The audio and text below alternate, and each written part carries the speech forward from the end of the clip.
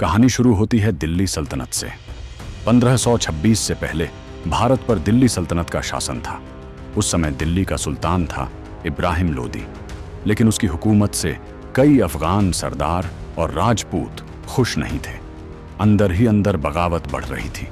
उधर मध्य एशिया में बाबर अपने लिए एक मजबूत साम्राज्य बनाना चाहता था। उसने पहले समरकंद पर कब्जा करने की कोशिश की, लेकिन बार बार हार मिला। तब उसकी नजर भारत की दौलत और दिल्ली की सत्ता पर पड़ी। लड़ाई क्यों हुई? एक, दिल्ली की सत्ता कमजोर हो चुकी थी। इब्राहिम लोदी अपने अमीरों और सरदारों से अच्छे संबंध नहीं बना पाया। कई बड़े सरदार उसके खिलाफ हो गए। 2, बाबर को भारत बुलाया गया। कुछ अफगान सरदारों और दौलत खान लोदी ने बाबर को भारत आने का न्योता दिया ताकि इब्राहिम लोदी को हटाया जा सके। 3, बाबर का सपना बाबर सिर्फ लूटपाट नहीं चाहता था, वह भारत में अपना स्थायी साम्राज्य बनाना चाहता था। युद्ध कैसे हुआ? जगह पानीपत। तारीख 21 अप्रैल 1526।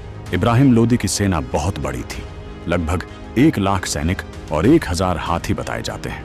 वहीं बाबर के पास सिर्फ लगभग 12 से 15 हजार सैनिक थे। लेकिन बाबर के पास एक बड़ी ताकत थी, आधुनिक तोपें, कैनन्स, घुड़सवार सेना, नई युद्ध रणनीति तुलुगमा। उस समय भारत में युद्ध में तोपों का इस्तेमाल नया था। जब लड़ाई शुरू हुई, बाबर की तोपों की आवाज और धुएं से लोदी की हाथी सेना घबरा गई और अपनी ही सेना को कुचलने लगी। बाबर ने अपनी सेना को छोटे छोटे हिस्सों में बांटकर चारों तरफ से हमला कराया। आखिरकार इब्राहिम लोदी युद्ध में मारा गया। इस युद्ध का परिणाम क्या हुआ? मुगल साम्राज्य की शुरुआत। इस जीत के बाद बाबर ने दिल्ली और आगरा पर कब्जा कर लिया। यहीं से भारत में मुगल शासन की नींव पड़ी। दिल्ली सल्तनत का अंत, लोदी वंश खत्म हो गया और दिल्ली सल्तनत का पतन हो गया।